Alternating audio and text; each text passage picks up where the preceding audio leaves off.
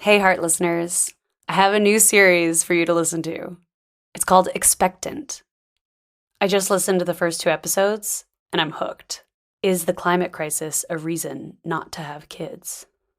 It's a beautiful new series that sits on the fence between imagination and reality, between becoming a parent during the climate crisis and staying child-free. You can listen to Expectant wherever you get your podcasts. Check it out. Hey, do you like gay love stories? What about giant rabbit hole podcasts like S-Town, where a writer gets lost researching a story for like 5 years? Check out my new podcast, Resurrection.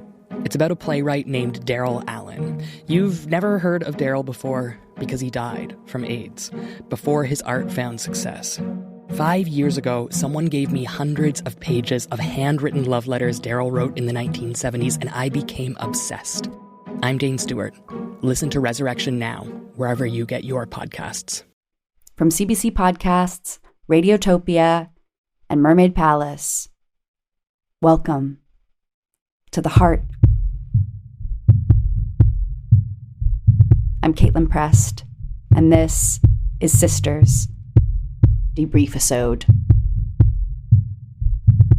Beloved audience, beloved listeners, this is the episode where we just talk. We answer listener questions, do what we call post-game analysis off of everything that we just, finished doing.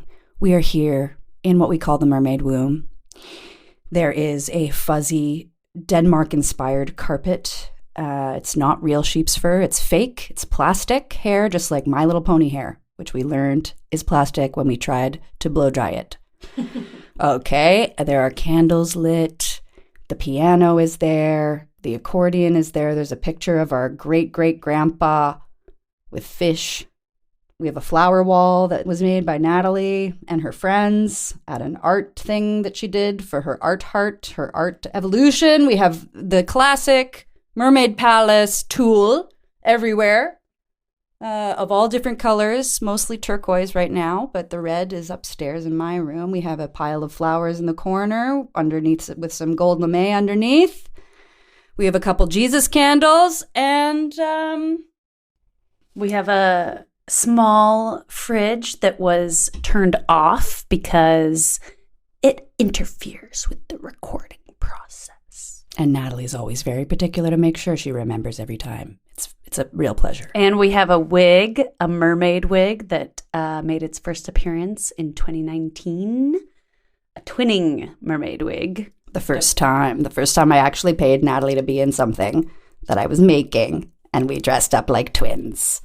So this is our introduction to the Debreif-isode, where my sister and I would like to go over a few comments. We had some lovely fans message us after the final episode of the Sisters series. Are you ready to read the first listener email, Natalie? Yes, I'm so ready. I'm ready for you. I'm ready also. Okay. Hi, Caitlin and Natalie. My name is Sarah. I wanted to reach out with a question about diagnoses. Lately, I've been thinking a lot about how a diagnosis can be a story in itself, and a story that we either tell ourselves or that society tells us. But I'm curious from both of your perspectives, what aspects of that diagnosis have been helpful either to yourself or to your relational development? And if there are any aspects of having a diagnosis in general that you felt to be unhelpful or that you've found it better not to claim. I realize it's a really personal question, so no pressure to answer on air if you don't want to, but thanks for making the series. I was really moved by it. Sarah, thank you. Thank you so much, Sarah. I love this question. Instead of curating a particular narrative, we get to talk about these big questions that we did hope you guys grappled with by hearing this series. So I'd be happy to send that over to Caitlin first, because I feel like you have some significant firsthand experience. Yeah, with this question. Yeah. Thanks, Natalie. So I guess I'll start by saying that there's a whole section that we'll even pull up and play from my therapist explaining why receiving a diagnosis is complicated. You know, she was like, I want to make sure that I'm getting an enthusiastic yes from you, and I want to make sure that you have all the information at, you know, I'm quoting what she says in the thing. I just want you to feel like you have all the information to make a choice if you want a diagnosis or do you want to hear? And the information that she offered me was that there's two big parts of it. Part A is that sometimes a diagnosis can become a self-fulfilling prophecy, that because of what you read and because of, you know, this classification that you then apply to yourself as a label or as an identity even, it creates space or permission almost to kind of like live into the symptoms and the traits and the behaviors that you now understand are part of your being. Can be something that you become really attached to. Yeah, so I think it's not black or white, right? I think sometimes a diagnosis can be helpful because it's putting a word on an experience that we have. Now it's like, wow, I get me a little bit more. There's literature on people like me. There are communities of people like me, right, who deal with the same kinds of things I deal with. Sometimes what can happen for folks, though, is the diagnosis can become kind of like their identity, or they get really attached to this idea of having the diagnosis, and then it shapes their behavior, right? So, you know, I'm just giving an example, but maybe someone with a diagnosis of depression, right, almost wearing it like, I'm a depressed person, I'm always going to be a depressed person. And it kind of get that belief and that self-concept getting in the way of them using skills or putting themselves out there, right, in ways that would be helpful for them. With BPD specifically, they talk about the fact that you can go into remission, that actually if you really do the work of understanding the complex terrain that is the way that your mind, heart, and soul all work together, and nervous system, you know, the way that your nervous system is kind of operating the puppet that is your body, you can go into a state of like actually kind of going into remission. That's what they call it, going into remission. And so sometimes a diagnosis can put you in a position of clinging on to that identity. You know, another thing about diagnosis too is for lots of these disorders in the big book of mental disorders, you need to meet a certain number of criteria, right, to meet for the disorder.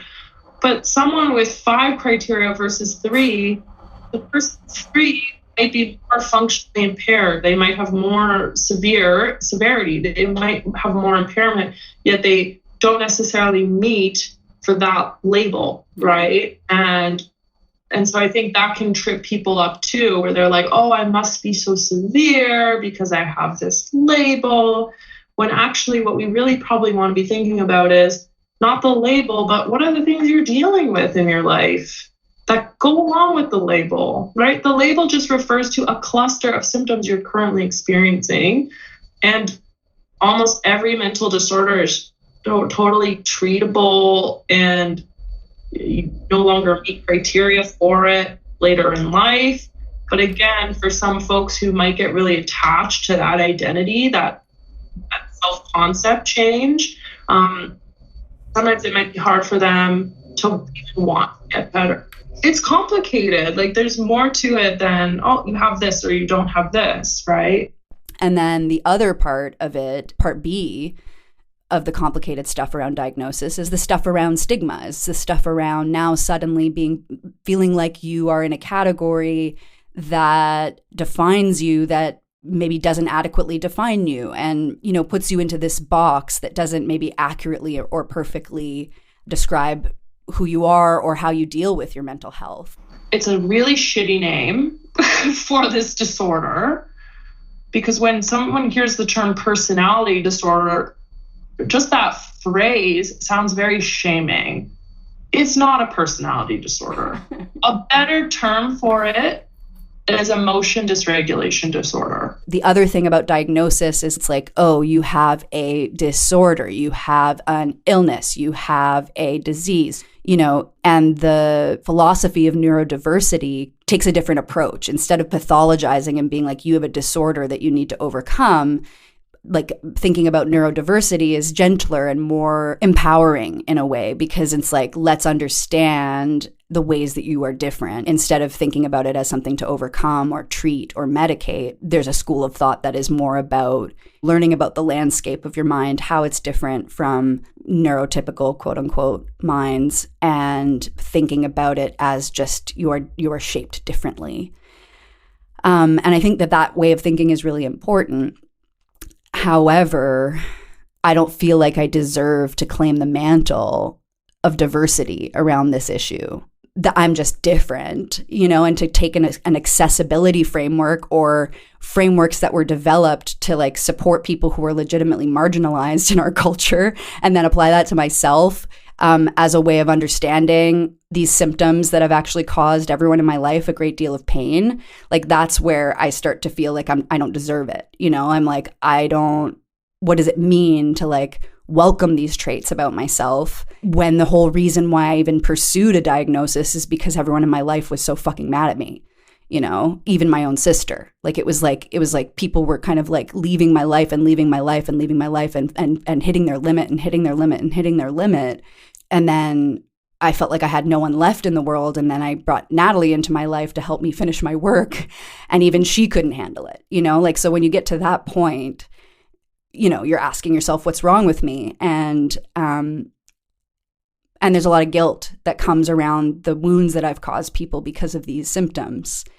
So when the diagnosis came and the word disorder entered into my world, suddenly it was like a relief to have the word disorder, because the disorder was accurately describing all of the painful situations that I was dealing with in my life and my intimate relationships.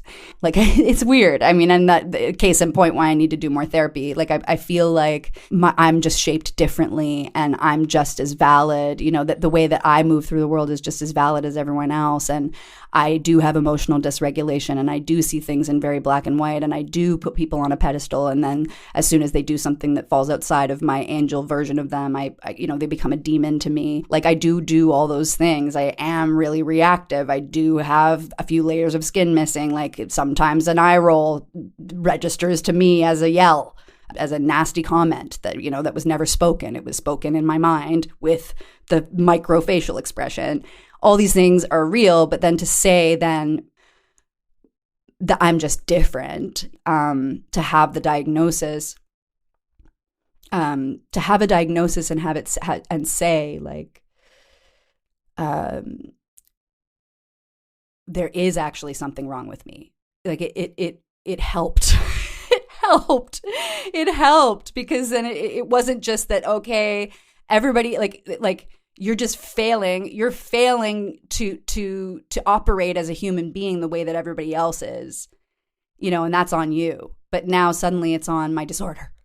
But then it's obvious and it's clear to see how that quickly tips over into it's my disorder, it's my disorder, it's my disorder. I have been and I was at the time worried, honestly, about using it as an excuse. And I don't think I have. Do you think I have used it as an excuse? Like, I think with everything, it's a balance, right? Like, there's a reasonable amount. Like, even your description saying that you're not worthy of using that as an excuse in this way is another symptom of your disorder. Like, this way that you just feel like you're unworthy or like that you're bad or evil. I think it's more using those criteria to see how they fit, to see how it's useful to your life and to your relationships, to take those criteria and apply them in a new way, like apply them to your life in a new way, in the way that you interact with people. Like, just the train that you're going on, I totally, hearing you say that you identified with the diagnosis a lot, give you more leeway. Like, so I'm also struggling with the amount of, how much are you supposed to lean into it and blame it, use it as an excuse thing? Because we both found this framework that helps us understand our relationships together, because that's something that one of our editors said, was that like it doesn't exist in isolation. It's about relationships. The disorder that is borderline specifically is something that plays out in relationship. It's not something that you suffer through alone, like depression or anxiety. It is something that shows up and causes problems in relationship, which was a huge... Go on.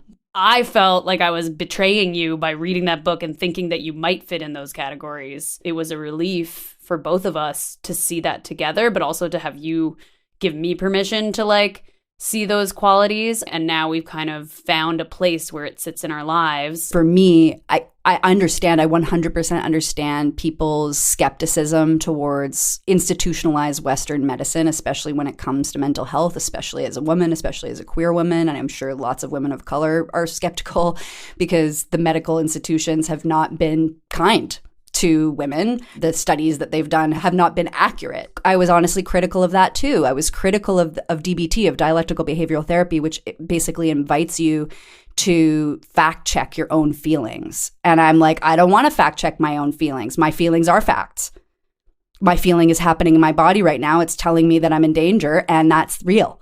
Don't tell me it's not real. Don't gaslight me, you know? But then I realized that like, learning more, it's not about saying your feelings aren't real. It's about saying your feelings are real and they're painting this picture of reality. Across the day, my whole understanding of what's true and not true in my life would change from hour to hour, minute to minute.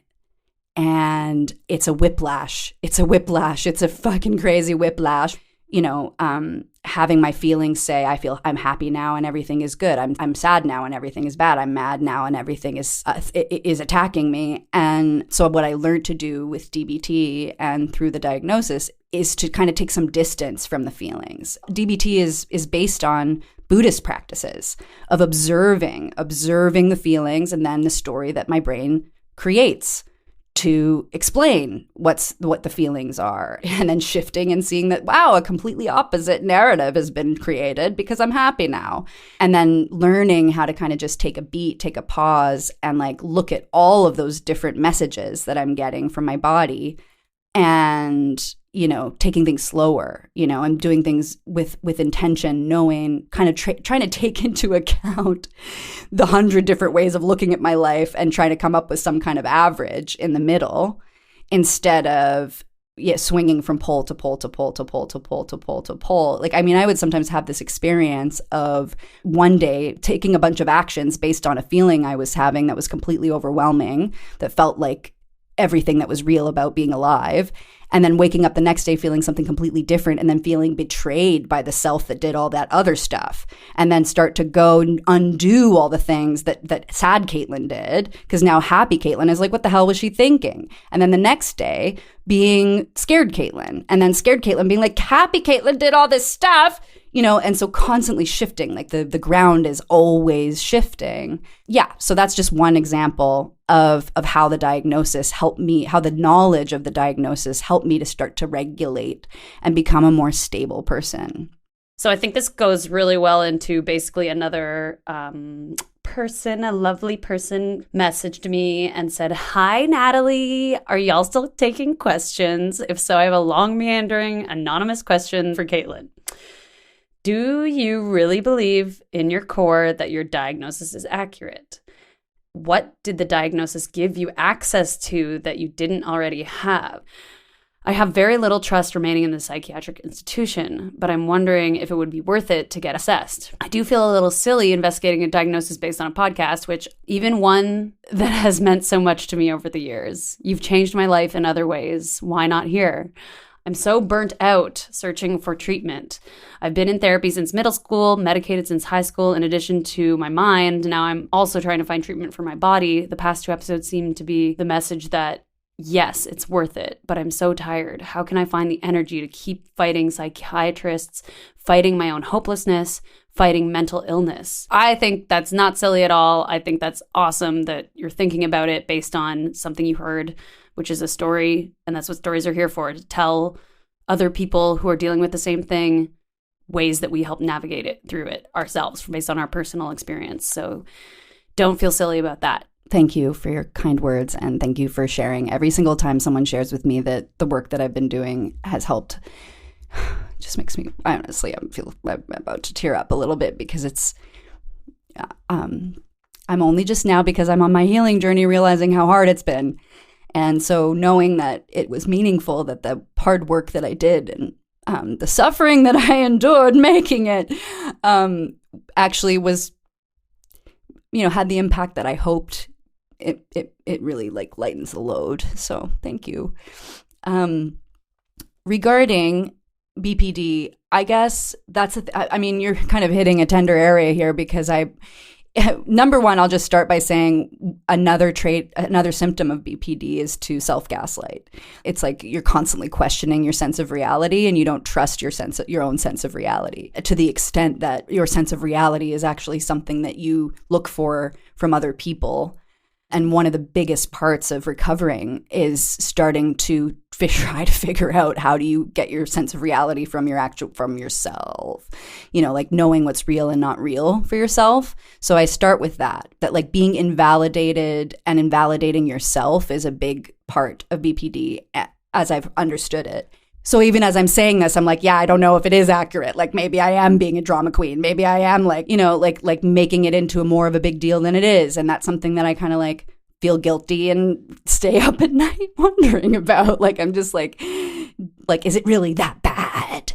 And I think that that's the hardest thing, honestly. That is the hardest thing about any kind of pain, is the question of, is it really that bad? Is this big enough to really justify doing something about? Is this big enough to feel sad about? Is this big enough to seek treatment about? Tennessee Watson, who was my co-producer on a series that we did many, many years ago called Silent Evidence about abuse, and she said, I always quote her, "It doesn't help anyone to raise the bar for what warrants speaking out." And I still go back to that, because I feel guilty every time I speak out about anything. So I offer that. And then I guess I'll say that, like, do I think it's accurate? All I can say is that I felt the resounding relief that a person feels when truth is spoken, when I read about the symptoms. And it was just undeniable. It was like reading a horoscope that was bang on.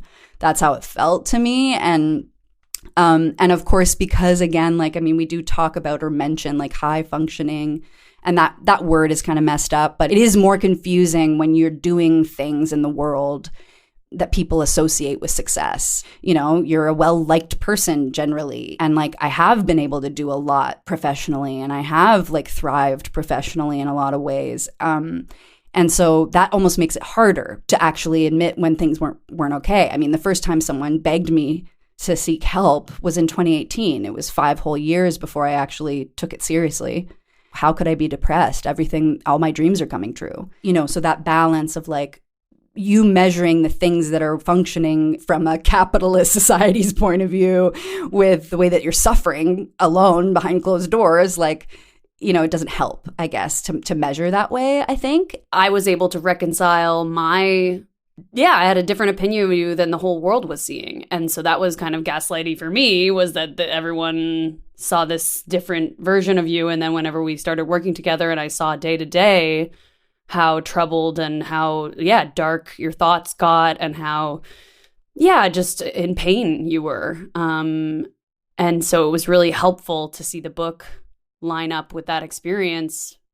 For me, it was actually how I wanted to segue into the part about feeling burnt out about treatment, not having faith in the institution, which is also another big problem for people with BPD, that they don't trust their therapists. I guess in my opinion, how to keep going. Everybody has their own admin that they have to do for their own life. And unfortunately, health and mental health, physical health it's a battle, but you're not alone. We're all doing it. We're all here together. 10 steps. There's always 10 steps.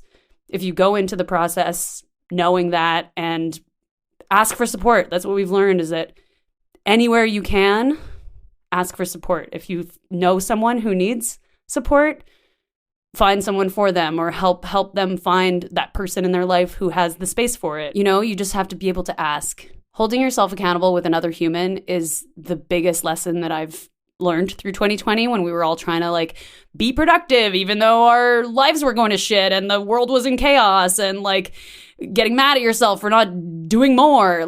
You can ask people for help. The hardest part is expecting them to react with stigma or with negativity, or, you know, these stories we tell in our head of how they will react when I ask. Oh, I can't ask them, blah, blah, blah. Your friends and anyone in your life who you're able to maybe broach that question to, try not to not do it out of fear. That's it. I mean, I will say, like, I guess I do want to say, like, there's been times, I mean, I remember I had like kind of a mini breakdown one time because there was like, I was doing a guided meditation, and the guided meditation was like, think about all the people who love you. And I was like, I can't think of anyone. That like, there's no person, there's not a single person. Like sometimes you can't help but feel alone.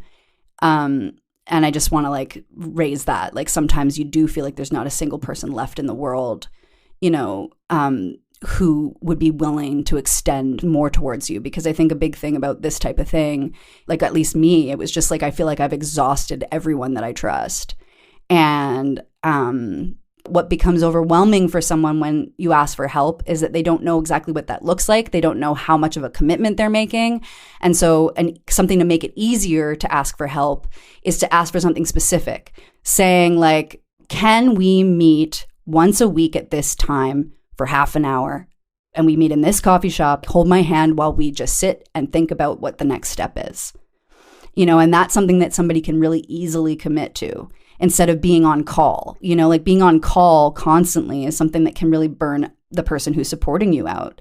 And then asking for consistency, making sure that they continuously show up so that you can trust it. Because I think whenever you struggle to put yourself as a priority, it's like an ongoing thing where you have to have a lot of self-compassion, where it's like you just keep on trying different things until something shifts.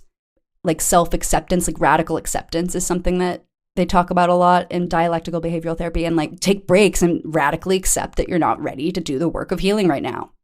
Watch with serenity through the winters of your grief, you know, and think about your grief and your anguish as a winter that's coming over the land. And it's snowing, and maybe it's violently snowing. Maybe it's ice rain, and it's awful and disgusting and cold and dangerous. Figure out a place that you can be where you can just watch it like a storm.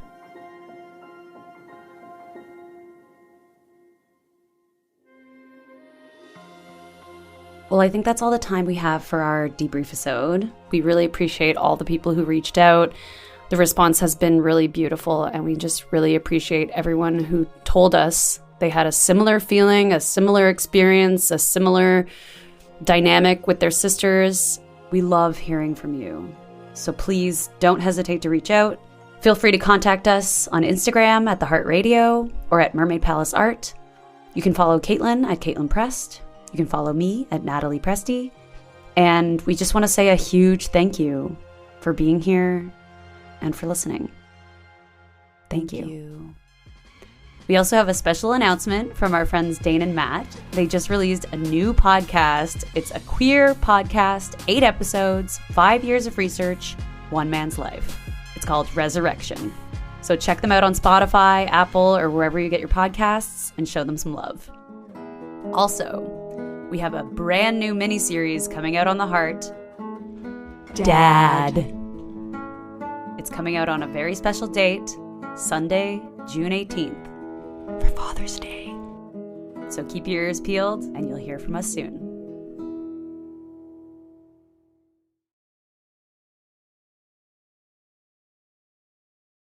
So you meet a woman online. I love it. I just love it. But it turns out thousands of other people are in love with her too. Janessa Brazil. Janessa Brazil. Janessa Brazil. One woman's image is being used by criminals to target innocent people looking for love online. You win their hearts, you win their wallets. Love, Janessa, my wild quest to find her, the human face of a digital con. Available now wherever you get your podcasts. Radiotopia. From P